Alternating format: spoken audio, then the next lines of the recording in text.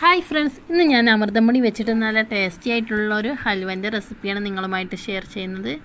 അപ്പോൾ മക്കൾക്കൊക്കെ ഒരുപാട് ഇഷ്ടപ്പെടുന്ന ഈ ഒരു അമൃതംപൊടി ഹൽവ എങ്ങനെ ഉണ്ടാക്കുന്നതെന്ന് നോക്കാം. ഇതിനായിട്ട് ഒരു മുറി തേങ്ങ ഞാൻ ചിരകി വെച്ചതാണിത്. ഇനി ഇതിൻ്റെ തേങ്ങാപ്പാൽ പിഴിയാനായിട്ട് ഞാനൊരു മിക്സി ജാറിലിട്ടൊന്ന് അരച്ചെടുത്തിട്ടുണ്ട്. അപ്പോൾ ഇതാ നന്നായിട്ട് അരച്ചെടുത്തിട്ടുണ്ട്.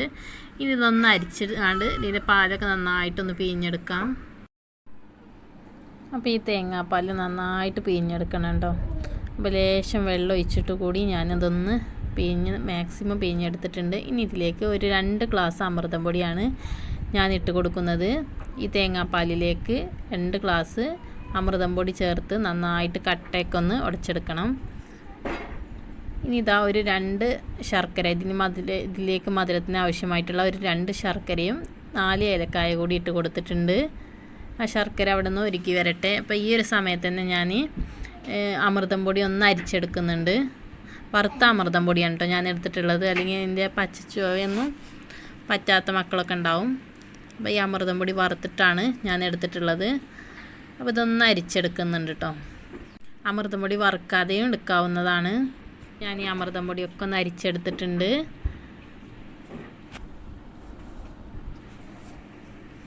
അപ്പോൾ ഇനി ഈ ഒരു സമയത്ത് തന്നെ ഞാനിത് ഒരു ഹൈ ഫ്ലെയിമിലിട്ടിട്ട് തന്നെ ഇതൊന്ന് തിളപ്പിച്ചെടുക്കണം കേട്ടോ.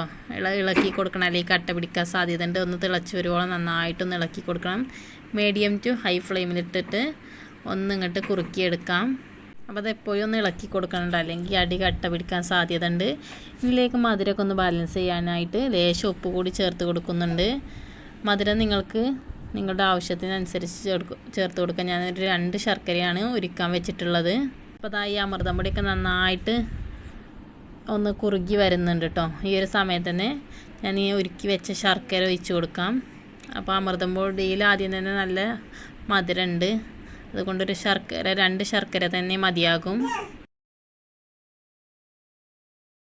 അപ്പോൾ അതെല്ലാം നന്നായിട്ടൊന്ന് കുറുകി വന്നിട്ടുണ്ട് കേട്ടോ. അപ്പോൾ ഇതിലേക്ക് ഈ ഒരു സമയത്ത് നിങ്ങളുടെ കയ്യിലുള്ള നട്ട്സൊക്കെ ചേർത്ത് കൊടുക്കാവുന്നതാണ്. പിന്നെ ഇതിലേക്ക് നെയ്യ് ചേർക്കാതെയും ഉണ്ടാക്കാം. ഞാൻ ഇതിലേക്ക് ഒരു 2 സ്പൂണ് നെയ്യ് കൂടി ചേർത്ത് കൊടുക്കുന്നുണ്ട്. അപ്പോൾ മക്കൾക്കൊക്കെ ബേക്കറി പലഹാരങ്ങളൊക്കെ കൊടുക്കുന്നതിലേറെ ഇതൊന്നും ഉണ്ടാക്കി കൊടുത്ത് നോക്കൂ, എന്തായാലും ഇഷ്ടപ്പെടുണ്ടോ. അപ്പോൾ ഇതുപോലെ ഒന്ന് ഉണ്ടാക്കി കൊടുത്ത് മക്കൾക്കൊന്ന് കൊടുത്തു നോക്കൂ. അപ്പോൾ ഞാനിതിലേക്ക് 1 സ്പൂൺ നെയ്യ് കൂടി ചേർത്ത് കൊടുത്തിട്ടുണ്ട്. ഒന്നുകൂടി നന്നായിട്ടൊന്ന് ഇളക്കി കൊടുക്കാം. ഈ സമയത്ത് തന്നെ ഞാൻ ഇതിലേക്ക് നട്ട്സ് ചേർത്ത് കൊടുക്കുന്നുണ്ട്. ഇടയ്ക്കൊന്ന് കടിക്കുകയാണെങ്കിൽ നല്ല ടേസ്റ്റാണ്. അപ്പോൾ ഇതെല്ലാം നന്നായിട്ടൊന്ന് ഇളക്കി കൊടുക്കണം. അപ്പോൾ ചട്ടിയിൽ നിന്ന് വിട്ട് വരുന്ന പാകമാവുന്നത് വരെ ഇളക്കി കൊടുക്കണം. ഇതിലെ വെള്ളമൊക്കെ മാക്സിമം വറ്റി നല്ല തിക്കായി വന്നാലുള്ളൂ നമ്മുടെ ഈ ഹൽവ നല്ല റെഡിയായി കിട്ടുള്ളൂ. അപ്പോൾ ഹൈ ഫ്ലെയിമിലിട്ടിട്ടും വേണമെങ്കിൽ ഒന്ന് ഇളക്കി കൊടുക്കാം. അപ്പോൾ നന്നായിട്ട് ഇളക്കി കൊടുക്കണമെങ്കിൽ അടി പിടിക്കാതെ നോക്കണമെങ്കിൽ ഹൈ ഫ്ലെയിമിലിട്ടിട്ട് തന്നെ നന്നായിട്ടൊന്ന് ഇളക്കി കൊടുക്കാം. ഇനി ഞാനിത് ഒരു പാത്രത്തിലേക്ക് മാറ്റിയിട്ട്, അപ്പോൾ എൻ്റെ കയ്യിൽ ഈ ഒരു പാത്രം തന്നെയാണ് ഉണ്ടായിരുന്നുള്ളൂ.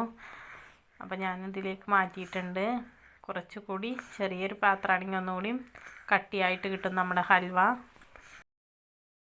അപ്പോൾ വളരെ പെട്ടെന്ന് ഉണ്ടാക്കാൻ പറ്റുന്ന നമ്മുടെ ഹൽവ ഇവിടെ റെഡി ആയിട്ടുണ്ട്. അപ്പോൾ മക്കൾക്കൊക്കെ ഇതുപോലെ ഒന്ന് ഉണ്ടാക്കി നോക്കുക. വളരെ ടേസ്റ്റി ആയിട്ടുള്ള നല്ലൊരു ഹൽവൻ്റെ റെസിപ്പി തന്നെയാണിത്. എൻ്റെ വീഡിയോ നിങ്ങൾക്ക് ഇഷ്ടമെങ്കിൽ ലൈക്ക് ചെയ്യുക, ഷെയർ ചെയ്യുക, സബ്സ്ക്രൈബ് ചെയ്യുക, സപ്പോർട്ട് ചെയ്യുക. താങ്ക്